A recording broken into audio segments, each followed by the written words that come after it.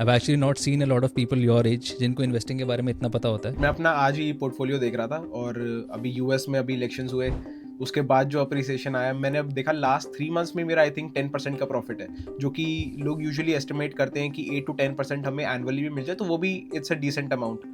I know a lot of people, they are in their 30s and they still don't know what TFSA is for. उनको लगता है वो savings account है. And then at the age of 45, they start thinking about retirement. I think it's a little bit late. अभी इससे मुझे book याद आ गई, that everyone should read, psychology of money. I think Yep. उस book ने मुझे सिंगल हैंडेडली इतनी सारी चीज़ें सिखा दी है ना, फाइनेंस और इन्वेस्टमेंट्स और इवन पर्सनल फाइनेंस के बारे में इन जनरल. तो हमेशा जो इन्वेस्टर्स हैं उनका अलग एक माइंडसेट रहा है और जो फोमो फील करने वाले लोग हैं उनका अलग एक माइंडसेट रहा है. Like investors always look at a crash as an opportunity. Welcome to Workways Canada. My name is Jaskirat and आज की video is a recorded conversation with Samarjeet Singh. Samar Canada में एज इंटरनेशनल स्टूडेंट आए एंड अब वो आईटी में काम कर रहे हैं.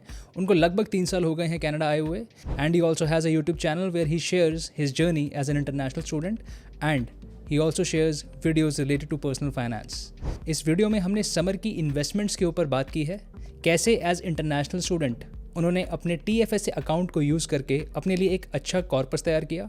What were his strategies and क्या इन्वेस्टमेंट डिसीजंस उन्होंने लिए इन द लास्ट 3 ईयर्स. अगर आप एक इंटरनेशनल स्टूडेंट या फिर टेम्प्रेरी फॉरेन वर्कर हैं एंड आप कनाडा में इन्वेस्टिंग को सीखना चाह रहे हैं then this video could be useful for you. So without wasting any further time let's dive into it.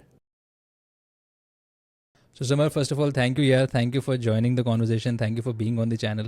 I've actually not seen a lot of people your age जिनको investing के बारे में इतना पता होता है. तो it's a commendable job that you have done. I have seen the content that you have put out. It's actually really great. बहुत सारी वैल्यू है जो लोग डिराइव कर सकते हैं उसमें से. जो स्टूडेंट्स हैं जिनको लगता है कि हम क्या ही सेव कर लेंगे, क्या बचा लेंगे, specially with the amount of experience you have and specially at your age you build a great corpus.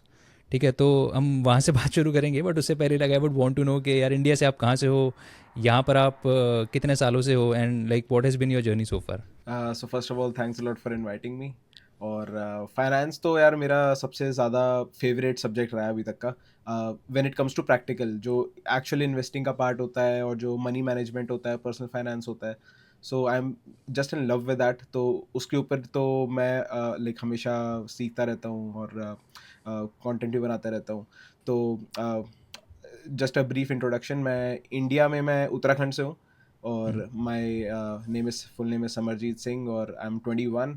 मैं कनाडा में एज एन इंटरनेशनल स्टूडेंट आया था 2022 में. So I studied in KPU, it's a university in British Columbia. तो यहाँ पे 2 year का मेरा अंडर ग्रेजुएट डिप्लोमा था, रिसेंटली कंप्लीट हुआ है. It's my first year on work permit. तो अभी पिछले ऑलमोस्ट 1 साल से मैं वर्क परमिट पे हूँ और पहले अपनी कॉलेज वॉलेज की फ़ीस में लग गए सेकेंड ईयर की. तो जब वो कंप्लीट करी उसके बाद थोड़ा फिर लगा कि यार अब थोड़ा तो कहीं ना कहीं तो इन्वेस्ट करना चाहिए, कहीं ना कहीं पैसे जोड़ने चाहिए.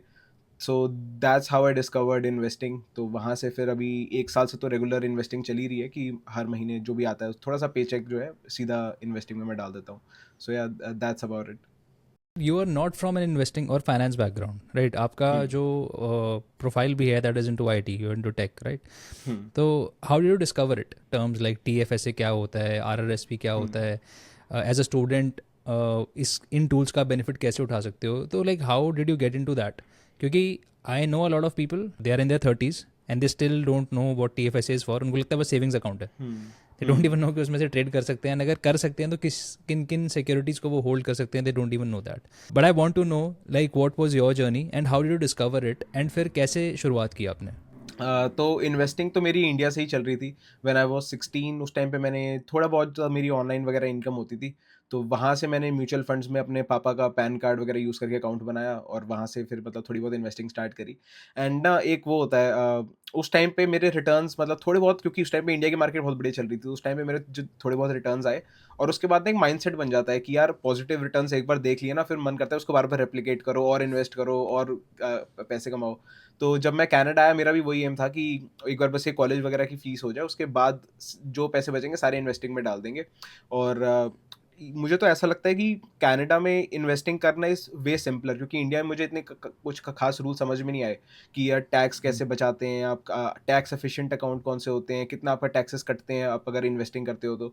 लेकिन कनाडा में वो चीज़ बहुत ज़्यादा सिंपल है, तो I think it is a benefit for international students जो भी अभी कनाडा आ रहे हैं, क्योंकि यहाँ पे आपको ज़्यादा चीज़ समझनी नहीं पड़ती, बस ये सिंपल बेसिक टर्म्स हैं, टीएफएसए के बारे में जान लो, अपना कितने आपके टैक्सेस कटने हैं, कैसे आप टैक्सेस सेव कर सकते हो, टीएफएसए, आरआरएसपी, बेसिक ईटीएफ, स्टॉक्स, इन सब के बारे में अगर आपको बेसिक भी नॉलेज है तो आप इजीली इन्वेस्टिंग स्टार्ट कर सकते हो। इंडिया में आई थिंक थोड़ा सा प्रोसेस ज़्यादा कॉम्प्लिकेटेड है when it comes to overall even long term investing. तो आई थिंक यहाँ पे वो चीज़ आपके एडवांटेज में वर्क करती है, और टैक्स तो बच जाता है तो वो तो फिर बेस्ट चीज़ है। तो लाइक आपने कहीं ये यूट्यूब वीडियो से सीखा है, like you met somebody you guided you कि टीएफएस खुलवा लो, उसमें इन्वेस्ट करना चाहिए? आपको एक इन्वेस्टमेंट की नॉलेज थी कि you have invested in mutual fund, so you know कि यहाँ पर कुछ उसके ऑल्टरनेटिव्स, या फिर जैसे ETF it's kind of an alternative for mutual fund, it's low cost thing. तो how did you study about that कि किस तरह के अकाउंट में इन्वेस्ट करना चाहिए? क्योंकि एक इन्वेस्टमेंट प्लानिंग है and the second part is tax planning, right? And यहाँ के taxes, as you said, it's still easier for somebody to understand. It's not that complicated from a very basic point of view. So how did that happen, and then how did you finally like get in touch with ETF investing? So for the first 2 years जब तक मैं अपना college में था, उस time पे तो मैं ज़्यादा इन्वेस्ट कर नहीं रहा था, but I was still trying to invest around like $50 every month, क्योंकि उससे होता क्या था कि एटलीस्ट आपका इंटरेस्ट बन जाता है इन्वेस्टमेंट्स में, क्योंकि चाहे आपके $50 भी लगे हो ना, अगले दिनों $49 हो जाते हैं, तो आपका मन करता है बार बार देखने का। तो आई थिंक अगर आप खुद थोड़ा बहुत भी इन्वेस्टेड हो ना उसमें, क्योंकि मैं स्टार्टिंग से ही थोड़ा बहुत इन्वेस्टेड था, तो आपका खुद एक तो इंटरेस्ट डेवलप हो जाता है, आप खुद आपका मन करता है और सीखने का। और यूट्यूब पे सबसे ज़्यादा मैंने नॉलेज गेन करी है यूट्यूब पे। एक तो शाउट आउट मैं दे ही देता हूँ, कैनेडियन इन अ टी शर्ट करके यूट्यूब चैनल है एड्रियन का। तो हम्म, ही इज़ अ ग्रेट गाय, तो वहाँ से मतलब उस एक अकेले चैनल से मैंने बहुत कुछ सीखा है, क्योंकि he makes a lot of videos about long term investing in Canada. तो अभी वैंकूवर में एक ब्लॉसम इन्वेस्टर सोशल करके इवेंट भी था, तो आई मेट हिम देयर। तो he is a great guy, तो उस चैनल से बहुत कुछ सीखा है।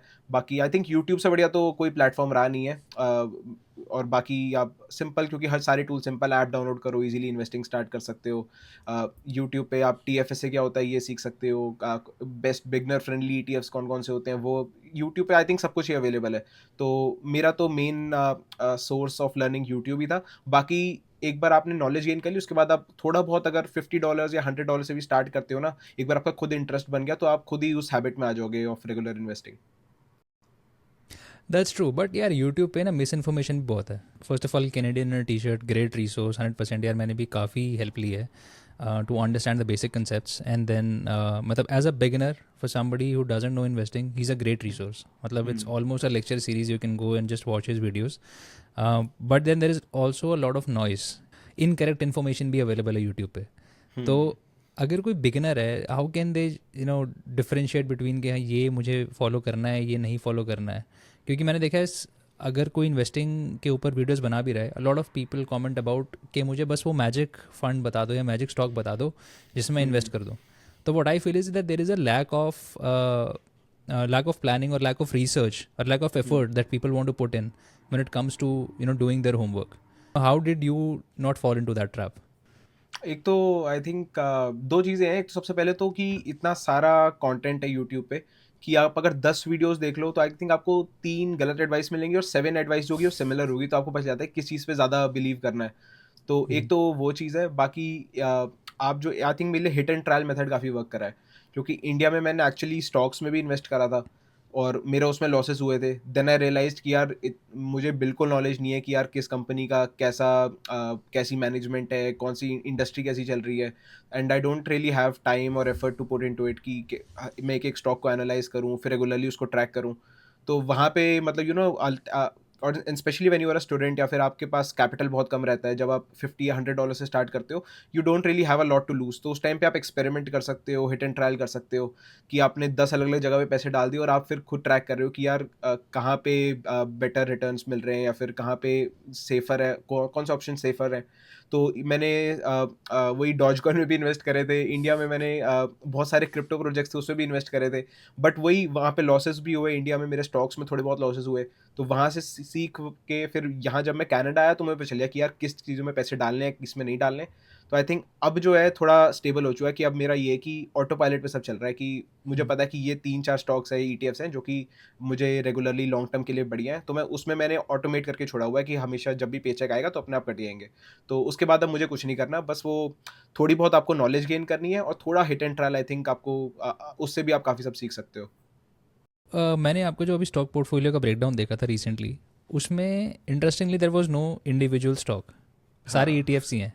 तो like why you such a big fan of ETFs? क्या आपको बेनिफिट लगता है ओवर स्टॉक्स या फिर over mutual funds? They are still kind of similar in nature, but I believe कि ईटीएफ्स के थोड़ा ज़्यादा बेनिफिट है। But what were your reasons कि why did you go for just ETFs, no mutual funds, no stocks individually? I think इसके भी multiple reasons. I think Canada में सबसे बड़ा रीज़न वो ये है कि अगर आप, क्योंकि हमें यूएस स्टॉक सबसे ज़्यादा पता है, अगर आप बेसिक, आई थिंक कुछ ही स्टॉक्स हैं जो कि कनाडा में ज़्यादा फेमस हैं, टीडी बैंक वगैरह हो गया, यूजुअली जो बैंकिंग सेक्टर के स्टॉक्स हैं कनाडा में, कुछ बड़ी कंपनीज हैं, उनको अगर आप छोड़ दो तो मोस्टली जो स्टॉक्स आपको नाम याद होंगे जिनके, माइक्रोसॉफ्ट, एप्पल, टेस्ला, ये सारी यूएस कंपनीज हैं। और अगर आप कनाडा में बैठे बैठे अगर आप यूएस में इन्वेस्ट करना चाहते हो तो जो मेन हर्डल आती है वो आती है कन्वर्जन रेट की, कि आपके पास अभी कैनेडियन डॉलर्स हैं, आप कोई भी प्लेटफॉर्म ले लो, आपको अपने कैनेडियन डॉलर्स पहले यूएस डॉलर्स में कन्वर्ट करने पड़ेंगे, उसके बाद आप फिर वो स्टॉक्स परचेज करोगे, तो कन्वर्जन फीस ही बहुत लग जाती है। इवन अगर आप किसी बेसिक जिस प्लेटफॉर्म के थ्रू मैं इन्वेस्ट करता हूँ, they charge like 1.5% on buying US stock and then 1.5% on selling it. तो 3% तो आपके इन्वेस्ट करने से पहले लॉस हो गया। तो आई थिंक उससे बेटर मुझे लगा कि यार किसी ऐसे वे के थ्रू इन्वेस्ट करते हैं जहाँ पे मुझे कन्वर्जन फीस ना देनी पड़े। तो आई थिंक वहाँ पे ईटीएफ्स काफ़ी सही चीज़ मिल रही, क्योंकि काफ़ी सारी ईटीएफ्स हैं जो कि टोरंटो स्टॉक एक्सचेंज पे लिस्टेड है and they invest in US stocks on behalf of you. तो वो मुझे बहुत बढ़िया चीज़ लगी, और उनकी जो एक्सपेंस रेशियो होता है, जो मैनेजमेंट फीस होती है, वो कन्वर्जन रेट से काफ़ी कम होता है। तो आई थिंक ये आपको थोड़ा बहुत मैथ करनी पड़ेगी, थोड़ा बहुत आपको खुद अपने हिसाब से देखना पड़ेगा कि आपको कहाँ ज़्यादा बेनिफिट हो रहा है। तो मुझे ये लगा कि अब मैं जितना उस स्टॉक के जितना उस ईटीएफ के एक्सपेंस रेशियो में दे रहा हूँ, 0.02% या 0.03%, वो बहुत कम है rather than paying 3% in conversion fees. एक तो वो हो गया पहला पॉइंट। दूसरी चीज़ हो गई पीस ऑफ माइंड बहुत रहता है। कि अगर आप एक स्टॉक में इन्वेस्ट करो, सबसे पहले तो जब मैंने पहले ही सीख लिया, जब मैंने इंडिया में कुछ स्टॉक्स में इन्वेस्ट करा था, कि I am not capable of investing, मेरे पास इतना टाइम नहीं है, स्पेशली कनाडा में, कि मैं वो मेरी फुल टाइम जॉब नहीं है कि मैं स्टॉक्स के बारे में रिसर्च करूं, अपने 3-4 घंटे रोज़ के लगाऊं टेक्निकल एनालिसिस, फंडामेंटल एनालिसिस, और इसके बाद अगर मैंने एक अच्छे स्टॉक में इन्वेस्ट कर भी दिया, आपको नहीं पता कि 2-3 साल बाद उस कंपनी की मैनेजमेंट चेंज हो जाए, बोर्ड ऑफ डायरेक्टर्स चेंज हो जाए, या फिर उस इंडस्ट्री में कुछ कोई रेवोल्यूशनरी चेंज आ जाए, तो आपको वो भी ट्रैक करते रहना पड़ता है। तो आई think it's better for me कि मैं ईटीएफ्स में इन्वेस्ट करूं जहाँ पे मेरा टाइम काफ़ी सेव हो रहा है। I can spend that time in doing a job जहाँ से मैं पैसे लाके उन ईटीएफ्स में डाल दूं। तो आई ऑल्सो गेट डाइवर्सिफिकेशन, कि मल्टीपल स्टॉक्स में पैसे जाते हैं, तो मेरा रिस्क भी कम हो जाता है, मुझे टाइम भी कम देना पड़ता है, मेरे कन्वर्जन फीस में पैसे भी बच रहे हैं। तो आई थिंक ये मल्टीपल फैक्टर्स हैं जिसकी वजह से मैंने सोचा कि let's just keep it very simple, complex नहीं करते अपने पोर्टफोलियो को ज़्यादा। 2 या 3 मैंने अच्छे ईटीएफ्स सिलेक्ट कर लिए, जिसके मैंने सोचा कि इसके साथ अब लॉन्ग टर्म आगे बढ़ेंगे, ज़्यादा इसको छेड़ना नहीं है, और ऑटोमेशन में सब कुछ चलता रहेगा। तो मेरा तो यही प्लान था। Exactly, and I think 2 points out of your answer have like really resonated with me. पहला तो यार वो पैसिव है। अब अगर आप किसी पॉपुलर ईटीएफ्स में इन्वेस्ट कर रहे हो, you don't have to worry about, मैं रोज़ जाके वो नहीं देखता कि उसका स्टॉक प्राइस बढ़ा है नहीं कम हुआ है। आपको पता है in the longer run it's going to go up, क्योंकि हिस्टोरिकली ऊपर गया है। Like S&P 500 it's one of the most Yeah. Popular and oldest indexes, right? तो अगर आप VFE या VO जैसे टाइप के फंड में आप इन्वेस्ट कर रहे हो, तो वह आपकी सैलरी आ रही है, आप अपना पेचेक का एक पार्ट लो एंड उसमें इन्वेस्ट कर दो, and even that can be automated. तो आपकी सैलरी को आप ऐसे देखो कि आपके जो इन्वेस्टमेंट्स हैं पहले वो जाएंगी, उसके बाद आपके पास आपकी सैलरी कट के आएगी। तो वो कंप्लीट ऑटोमेशन के चलते ना आप बिल्कुल पैसिव इन्वेस्टर बन जाते हो। And right. Along with that comes with the peace of mind कि यार रात की नींद नहीं गंवानी चाहिए कि अब भाई वो स्टॉक मेरा डूब गया है, कल मुझे ये करना है, परसों वो करना है। Because and I like the thing you said about कि मुझे अपनी जॉब पे फोकस करना है, specially being in the IT industry. It's so rampant कि चेंजेस इतने फ्रीक्वेंटली होते हैं। And I always say this in my videos is well कि यार your active income is your biggest wealth generator. अगर आपके पास एक्टिव इनकम अच्छी नहीं है ना, आपके पास अगर 100% रिटर्न्स भी आ जाते हैं, बट आपका इन्वेस्टमेंट ही $100 है, तो 200 ही हुए ना उसके। तो लोग एक्टिव इनकम से पहले पैसिव इनकम के चक्कर में ज़्यादा पड़ जाते हैं। But spending a lot more on your active job, giving time to your skills, I think that is far more important because you're doing investment on yourself. And like that can take you heights. आपकी अगर active income बढ़ेगी, you can ultimately, you will have more capital to invest, right? And then ultimately अगर उसका अगर rate of return उतना ज़्यादा भी नहीं है, it will still be substantial. And again, it's a long term game. It's not कि आपने 2 साल invest करा छोड़ दिया. You have to be in for the long term. तो definitely यार, I mean, it's a great thought process that you have at such a young age. I really commend you for that. Thank you. Cool. I think ये भी है कि rather than chasing that 0.5% या 1%, अगर आपको already 8% मिल रहा है, rather than going that one extra mile कि यार मैं 2-3 घंटे और मेहनत करके कोई बढ़िया सा स्टॉक ढूंढूं जिसमें मुझे 8 की जगह 8.5 या 9% मिल जाए, उतना ही टाइम अगर आप जॉब में लगाओगे you will get more money कि आप वो उस स्टॉक को ऑलरेडी ज़्यादा परचेज कर लो कि आपकी एट द एंड आपका जो टोटल इन्वेस्टमेंट पोर्टफोलियो है वो मे बी 10 या 5%, 5 या 10% ईजिली उससे ज़्यादा हो. तो आई थिंक वो बहुत एक्स्ट्रा माइल नहीं आना चाहिए एट द एंड कि यार मुझे बहुत ज़्यादा रिटर्न चेज करना है या फिर 0.5% रिटर्न के लिए मैं बहुत मेहनत कर रहा हूँ. आई थिंक वो वाला माइंडसेट भी नहीं होना चाहिए. I agree 100%. The next thing which I want to discuss is about like the mindset of investing. जैसे especially students या फिर new immigrants who don't have a lot of active income at this point, right? They feel कि ये $50-100 invest करके ना कुछ नहीं होगा. एंड दे फील लाइक कि पहले अपना घर हो जाए, पहले अपनी गाड़ी हो जाए, let's have the essentials first because they think it's essential, and retirement का बाद में देखेंगे. And sometimes it gets to late. Like if somebody is coming here at the age of 30-35 on work permit और maybe on a PR और something, and उनके पहले 5-10 साल इसी चीज़ों में निकल जाते हैं, and then at the age of 45 they start thinking about retirement. I think it's a little bit late, क्योंकि टाइम सबसे बड़ा फैक्टर है कंपाउंडिंग में. अगर आप वो लूज़ कर जाओगे तो then your returns will diminish further then you can think. तो what would you want to say for somebody who is in your shoes, जो कि अभी स्टूडेंट है, उसको लगता है यार मैं पहले फीस अपनी पे ऑफ कर दूंगा, फिर मैं घर ले लूँगा, फिर मैं बाकी अपने माइलस्टोन अचीव कर लूँगा, then I start thinking about investing, क्योंकि ये बड़ा कॉमन माइंडसेट है. तो like how did you not have that, and like what would you say to counter this? I think मैं जब एज स्टूडेंट था तो मेरा तो ये था कि क्योंकि कॉलेज की फ़ीस भी भरनी थी, सेकेंड ईयर की फ़ीस मुझे मन नहीं था कि घर से मंगाऊँ, तो मेरा प्लान था कि यार खुद ही भरूंगा. लेकिन एट द सेम टाइम मुझे लगा कि अगर मैं कॉलेज की फ़ीस के लिए तो पैसे कलेक्ट कर ही रहा हूँ, लेकिन अगर मैं महीने के $50 अगर सेपरेट एक इन्वेस्टमेंट में डाल देता हूँ तो वो बहुत ज़्यादा बड़ी अमाउंट नहीं है कि मैं अपनी कॉलेज की फ़ीस नहीं भर पाऊँगा या फिर कोई बहुत ज़्यादा मुझे कम पैसे पड़ेंगे मेरी ओवरऑल लाइफस्टाइल में या फिर मेरे एक्सपेंसेस मीट नहीं होंगे. तो मेरा एम यही था कि यार छोटा बहुत बहुत माइनर रखते हैं अभी एम को, और $50 एवरी मंथ इन्वेस्ट करते हैं. $50 होता क्या है कि आप इजीली 3 घंटे में या 3 या 4 घंटे में इवन एट मिनिमम वेज आप बना सकते हो. तो अब अपनी बस महीने के 3 या 4 घंटे आप अपनी इन्वेस्टमेंट्स की तरफ डाल रहे हो, और उससे होता क्या है कि आई थिंक बेस्ट पार्ट यही है कि अगर आप ये छोटा अमाउंट भी डालते हो ना, एटलीस्ट आपका इंटरेस्ट बिल्ड हो जाता है इन्वेस्टिंग में. कि जब कनाडा में स्टार्ट करी थी इन्वेस्टिंग, तो मेरा क्या होता था कि जब आप भी अगर पैसे डालोगे तो आप हर दूसरे दिन ट्रैक करोगे, हर दूसरे दिन ऐप खोल के देखोगे कि आज कितना प्रॉफिट हुआ, आज कितना लॉस हुआ, मार्केट कैसी जा रही है. और आई थिंक वैसे ही आप और यूट्यूब वीडियोस भी और देखोगे कि यार मैंने अगर ऑलरेडी पैसे डाल दिए हैं तो मैं क्यों ना मैं कुछ और वीडियोस देख लूँ, कुछ और सीख लूँ, ताकि इन पैसों को और बेटर वे में मैं यूटिलाइज कर लूँ. तो आई थिंक मेरे हिसाब से स्टार्ट करना बहुत इंपॉर्टेंट है. चाहे आप छोटा सा स्टार्ट करो, चाहे आप $10 डाल रहे हो हर महीने, इवन अगर आप एक बार आपने वो स्टार्ट कर दिया उसके बाद आपका इंटरेस्ट खुद बिल्ड होने लग जाएगा. और दूसरी चीज़ ये कि मुझे अभी एक्चुअली एक कमेंट आया मेरी वीडियो पे, सेम इन्वेस्टमेंट पोर्टफोलियो की जो मैंने वीडियो बनाई थी उस पर कमेंट आया, you should not invest until you have 50K, there is no point of investing.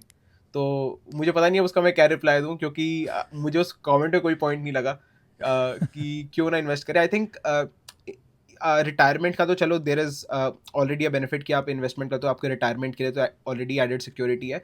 But even if you want to buy a car in future या फिर if you want to buy a house in future, investments can accelerate that. कि आप अब जहाँ आपको 10 साल में घर लेना था, अगर आप वहीं पैसे सेव करने की जगह पैसे इन्वेस्ट करते हो तो मे बी वही घर आप 8 साल में ले लो. तो आई थिंक मेरा भी अभी यही माइंडसेट है कि the only time I will actually withdraw this money is when I am putting it in a bigger investment. तो अगर फ्यूचर में अगर घर लेना होगा, maybe I will withdraw a part of my overall investment portfolio to for the down payment of a new home. तो आई think investments can only get bigger. आप invest आप मे बी आप $50 से स्टार्ट करोगे, उसके बाद आपका एक जब अच्छा खासा पोर्टफोलियो बन जाएगा, maybe you withdraw it and put it into a house, या फिर उससे भी withdraw it and put it into a business. तो investments only get larger if you are like very consistent with it, अगर आप dedicated हो। And it doesn't really take a lot of dedication या फिर सेल्फ कंट्रोल, आपको बस automation करनी है and that's all. I don't think कि मैं मैनुअली भी लिखता हूँ कि मुझे इतने डॉलर इस ETF में डालने हैं, वो सब अपने आप हो जाता है। क्रेडिट कार्ड बिल सारे ऑटोमेटेड, इन्वेस्टमेंट सारी automated, all you have to do is focus on your job and enjoy life. I think that's the only thing you need to do. Exactly and as you said that it can actually accelerate आपका जो saving है। अगर आपका कोई M है कि आपको घर लेना है, a lot of people don't know a lot about RRSP withdrawals, FHSA account and things like TFSA how they work.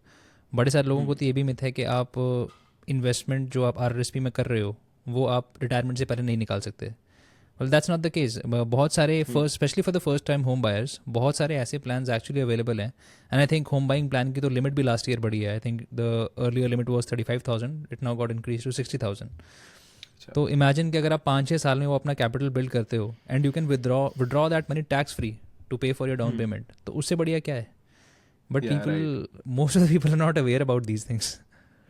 या ये तो है। आई थिंक फंडामेंटल नॉलेज तो आई think if you are in Canada then you should know about the basic finances और कैसे यहाँ पे चीज़ें वर्क करती हैं, and it's not really hard. मैं अभी अपने फ्रेंड से बात कर रहा था कि जैसे लोग बहुत कहते हैं कि ऑब्वियसली प्राइसेस तो काफ़ी बढ़े हुए हैं होम्स के और यहाँ पे घरों के, but if you start systematically, बहुत कोई बड़ी चीज़ नहीं है घर लेना। आई थिंक जैसे अभी हमारे पास FHSA अकाउंट है, फर्स्ट होम सेविंग्स अकाउंट, तो उसमें आपको बस क्या करना है, $8,000 एवरी ईयर इन्वेस्ट करना है, विच इज इट्स लिमिट कि आप 8,000 से ज़्यादा कर नहीं सकते।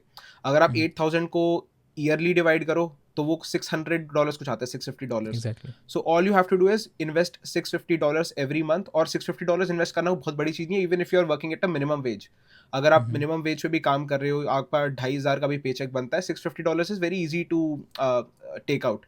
और वो आपको क्या करना है, सिर्फ FHSA में डालने हैं आप, और आपको जो है 4 साल या 5 साल तक, जितने भी जब तक आपके $40,000 उसमें नहीं हो जाते तब तक आपको करना है।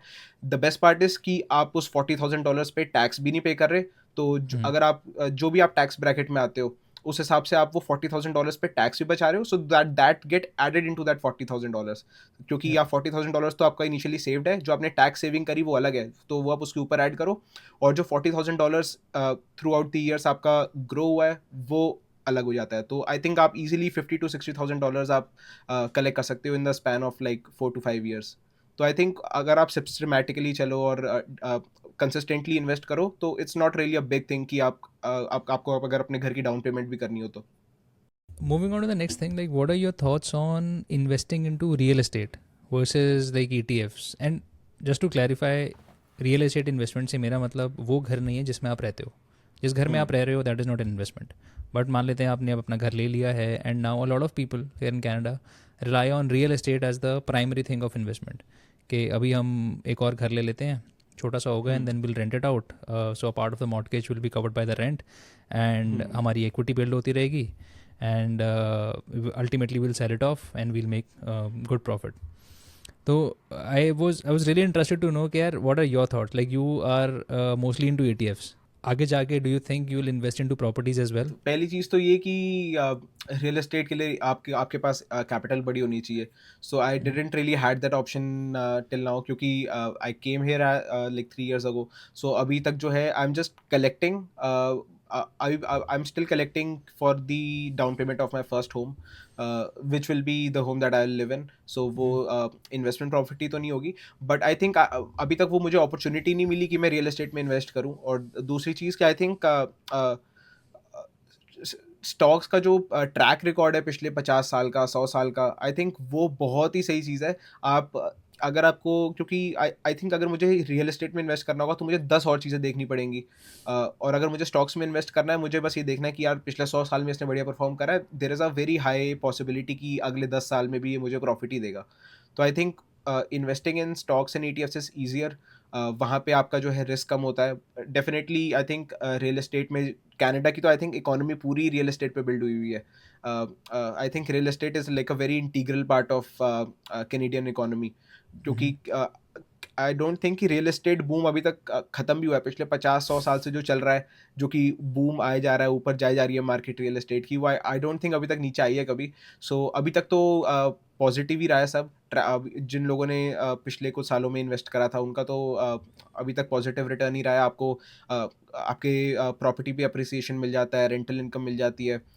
There are some risk too कि रिपेयर्स हो जाते हैं, या फिर अगर आपको टेनेंट्स नहीं मिलते, या फिर टेनेंट्स के लॉज, क्योंकि जहाँ पे मैं काम करता हूँ, they actually have a thing with their tenants. तो मुझे आई सी दैट फर्स्ट हैंड कि कैसे जो लॉज हैं वो टेनेंट्स के लिए फेवरेबल है।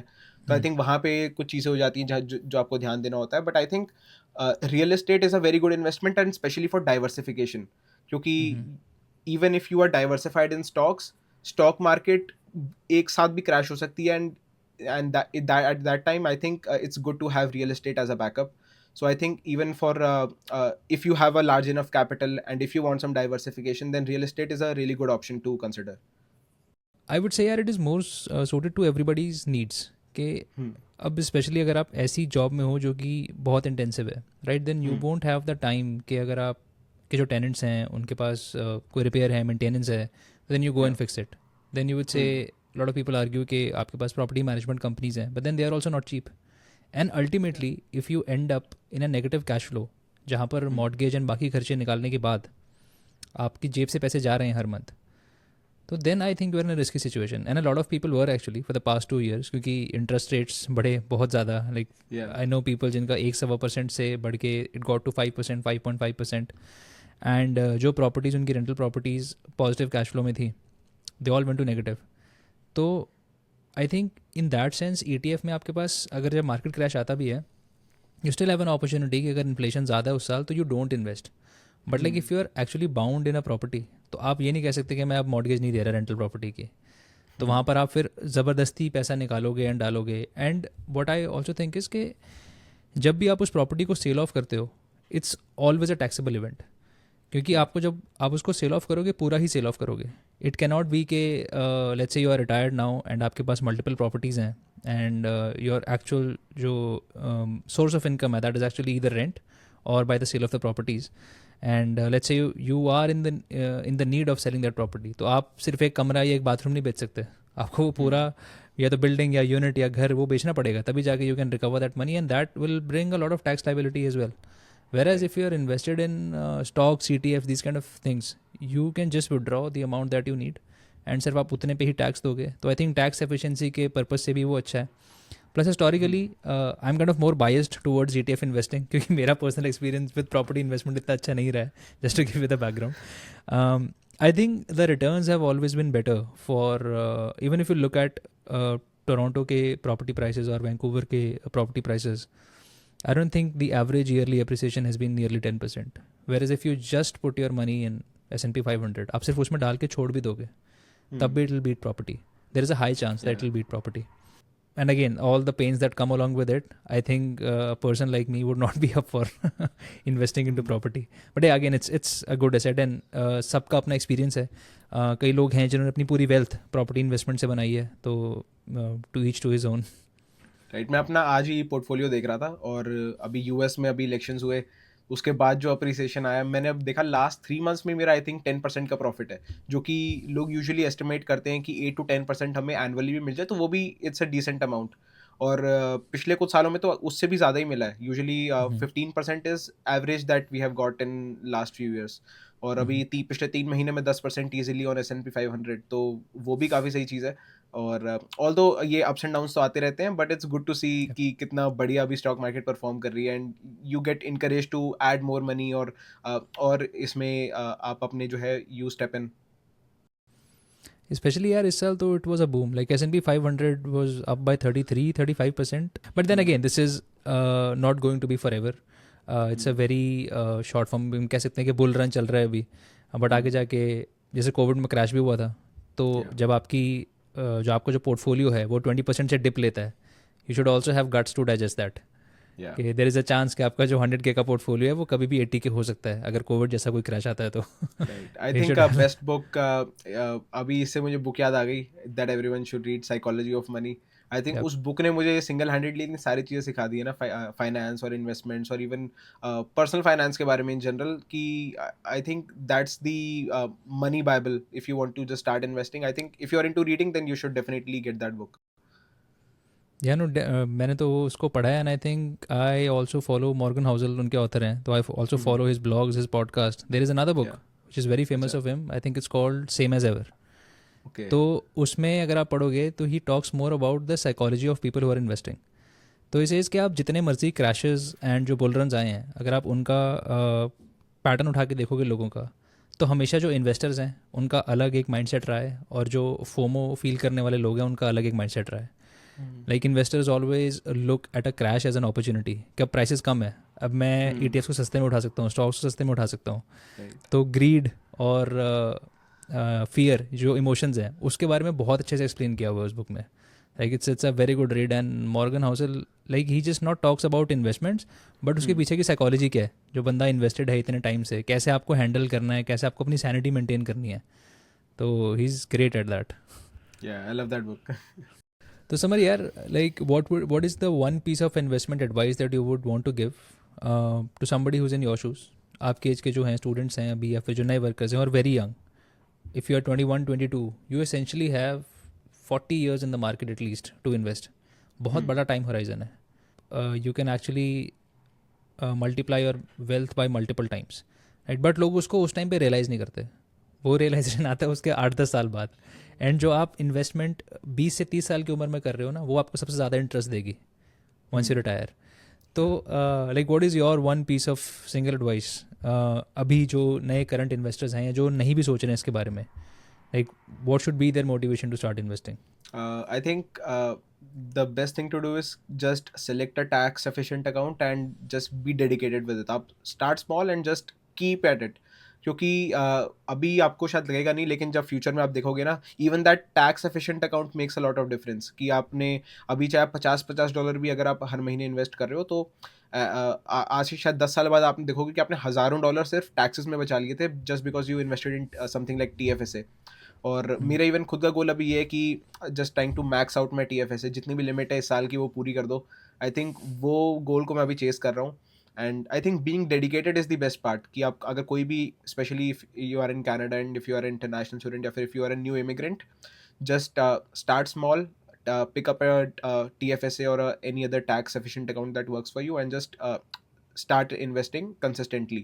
क्योंकि I think compounding as a concept तो है ही काफ़ी अच्छा, लेकिन जब आपको आई थिंक 2 या 3 साल बाद आपको एक्चुअली देखने को मिलता है कि यार वो कैसे चीज़ वर्क कर रही है। क्योंकि अब मैं वही देखता हूँ ना, जब मैं 16 साल का था, नाउ आई एम 21, तो अराउंड 4-5 साल पहले मैंने इंडिया में स्टॉक्स में इन्वेस्ट करा था, म्यूचुअल फंड्स में एक्चुअली। तो वो इन्वेस्टमेंट अब मेरी डबल से भी ज़्यादा हो गई है। उस टाइम पे जो मैंने पैसे डाले थे, they have more than doubled now. और वो देख के मुझे और मोटिवेशन मिलती है कि यार यही चीज़ मुझे बार बार रेप्लिकेट करनी है। अब जो मैंने कनाडा में भी इन्वेस्ट करा है, मुझे पता है कि आज से 4-5 साल बाद इसके साथ भी सेम चीज़ हो रही होगी, कि ये भी डबल हो जाएगी investment, and then my investment will feed it self.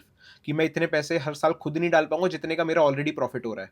Even अभी मैंने इवन कैनेडियन इंडिया टी-शर्ट की वीडियो देखी थी। सो उसका ऐसा पोर्टफोलियो बना हुआ है कि TFSA की जो हमारा जैसे एनुअल लिमिट होती है 7,000 की, तो उसके डिविडेंड्स ही 7,000 आ जाते हैं। तो वो उतने पैसे खुद नहीं डाल पा रहा जितने उसकी इन्वेस्टमेंट उसके लिए बना के दे रही है। सो आई थिंक उस पॉइंट पे आने के लिए ना, आपको पहले 5-7 साल जो है अच्छे से कंसिस्टेंट होना पड़ेगा। उसके बाद आप एक ऐसे पॉइंट पे आ जाओगे जहाँ पे आपको लगेगा कि यार ये तो अब ऑटो पायलट पे चल रहा है। एग्जैक्टली, एंड वही मज़ा है यार, वही that is actually the nature of true passive investing, right? कि आपके जो गेन्स हैं, जो आपने अनरियलाइज आपके जो प्रॉफिट्स हैं, वो आपकी कंट्रीब्यूशन से ज़्यादा हो चुके हैं आफ्टर अ पॉइंट। एंड वो देखने के लिए आपको लेकिन डेडिकेशन तो चाहिए, आपको एटलीस्ट 5-10 साल इन्वेस्ट करना पड़ेगा। क्योंकि ऑब्वियसली स्टार्टिंग में at the age of 20-21 nobody would have a big capital to invest. तो धीरे धीरे आपके पास टाइम है, उस टाइम आपके फेवर में कैपिटल नहीं है, but time is in your favour. And I think that is more important than the actual capital. Compounding के फॉर्मूले में सबसे बड़ा फैक्टर टाइम का ही तो है। तो अगर आपके पास वो है, if that's on your side, I think you will anyways beat any guy who is starting late. बिल्कुल सही बात है यार। Next what are your plans like investment को लेके you you have to buy a house here you know you must have some aspirations तो specifically with investing what are your plans like would you go into picking stocks individually या फिर ETF investing ही करनी है या फिर you also diversify into real estate और other assets? I think short term goal तो मेरा अभी ये है कि टीएफएससी को मैक्स आउट करना है। अभी हर साल जो है 7,000 टीएफएससी की लिमिट बढ़ती रहती है, सो गोल पोस्ट जो है आगे होता रहता है। बस उसका भी तो ये प्लान है कि उसको चेस करते रहना है, ताकि जितना जल्दी हो सके उतनी जल्दी टीएफएससी को मैक्स आउट कर लें। लॉन्ग टर्म प्लान ये है कि बस कंपाउंडिंग को जैसे हो रही है होते रहने देना है। Getting into real estate might not be the best financial decision, but I think the first home is actually a emotional decision. थोड़ा peace of mind Yeah. मिल जाता है, तो I think उसमें तो definitely invest करना ही है, either in Mhm. Canada और in India, कहीं ना कहीं तो real estate लेना ही है। और जैसे और stocks I think I would never leave in equity को तो मैं कभी नहीं छोड़ूंगा इन्वेस्ट करना इक्विटी में। स्टॉक्स में भी मैं ना जाऊँ, stocks is actually a lot consumes a lot more time, बहुत ज़्यादा टाइम देना पड़ता है, बहुत ज़्यादा एफर्ट लगाना पड़ता है if you really want to be accurate about it. तो उतना आई डोंट थिंक अभी मेरे पास टाइम है। I would rather make YouTube videos, या फिर जॉब पे जाऊँगा, या फिर मे बी कुछ नया ट्राई करूँगा, I explore some new domains. तो आई think that is more worthwhile use of my time than getting into stock, क्योंकि ज़्यादा आप देखोगे कि ज़्यादा कुछ इंटरेस्ट रेट में डिफरेंस नहीं है। Mhm. आप स्टॉक्स में चले जाओ या फिर आप ईटीएफ्स में चले जाओ। So I think ETFs is the way to go for me for long term. ये तो चलते ही रहेंगे। I just diversify into my first real estate property in future, जहाँ पे भी हो। और या अभी तो यही प्लान्स हैं, बस अपने पोर्टफोलियो को ग्रो होते हुए देखना है। मैं अभी फाइनेंशियल माइलस्टोन जो है रिकॉर्ड कर रहा हूँ कि मैंने एक्चुअली डेट के हिसाब से लिखा हुआ है कि इस डेट को मेरे पहले 5,000 हुए थे, इस डेट को पहले 10,000 हुए थे, फिर 20,000 हुए। अब वो बस उस माइलस्टोन्स को आगे बढ़ाते रहना है। किस दिन कितना प्रॉफिट का माइलस्टोन मेरा कंप्लीट हुआ था, कितना डिविडेंड का माइलस्टोन कंप्लीट हुआ था। तो I treat it like a game, कि बस गेम है, इसको खेलते रहो, नए नए चैप्टर्स जो है कंप्लीट करते रहो, और वो करने में मुझे बहुत मज़ा आता है। Nice, yeah, and I wish you all the best for the same. So, Samad, thank you, yaar, once again for being here, for sharing your knowledge, and especially for viewers who are looking at this. अगर आपको लगता है आप student हो, आप 50 तरह के coupon code लगाते हो सेल पे एक जैकेट खरीदने के लिए, you can look at Samar's portfolio. I'll put his videos link in the description. He has saved more than $2,000 just in a year by passively investing. कोई ज़्यादा उसमें उन्होंने दिमाग नहीं लगाया है। हाँ, डेफिनेटली जो मेंटल वर्क है वो जाता है प्रिपरेशन में, रिसर्च में, to finding out what is the best investment vehicle. But I think if you want to, you can derive a lot of value from Summer's videos. We have a lot of videos on ETF investing, so if you want, you can watch that. And if you have any questions regarding how to start investing, and as a student आप Canada में कैसे start कर सकते हैं, उस barrier को summer ने आपको तोड़ के दिखाया है. तो definitely reach out to him, reach out to me. I'll put the contact details in the description. And stay wise until the next time.